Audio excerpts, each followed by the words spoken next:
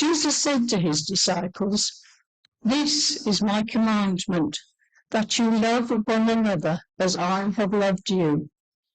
No one has greater love than this, to lay down one's life for one's friends. You are my friends if you do what I command you. I do not call you servants any longer, because the servant does not know what the master is doing.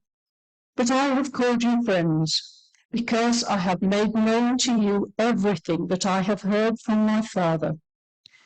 You did not choose me, but I chose you, and I appointed you to go and bear fruit, fruit that will last, so that the Father will give you whatever you ask him in my name.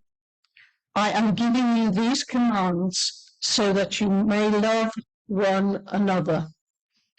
This is the gospel of the Lord. Praise to you, Lord Christ.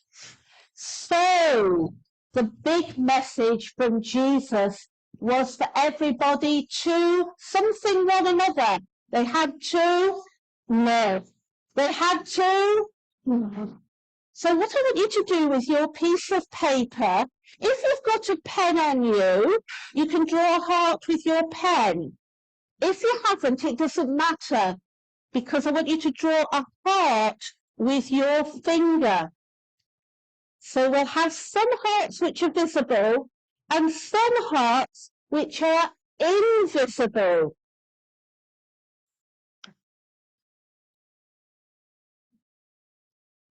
And Christians show love for one another in lots of different ways.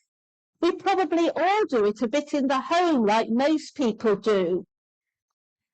We do it through Christian Aid, which sends relief all around the world. And we've got our Christian Aid plant sale after the service outside the pastoral centre. We do it in church by caring for one another, and similarly at school. But those are probably the visible ways. But there are invisible ways which you might not connect with people loving Jesus. And we've got one way of doing this very clearly here today, because we've got our scouting movement. And it's wonderful to have you here. And it's wonderful that so many of your leaders always come to church parade and are real followers of Jesus. And one or two have even been confirmed whilst I've been here. And I look back on my days when I was a brownie and then a guide and then a ranger and then a brown owl.